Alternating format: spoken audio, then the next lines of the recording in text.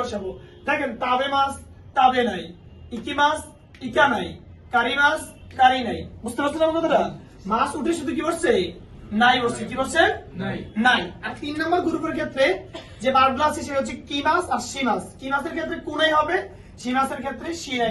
কি হবে?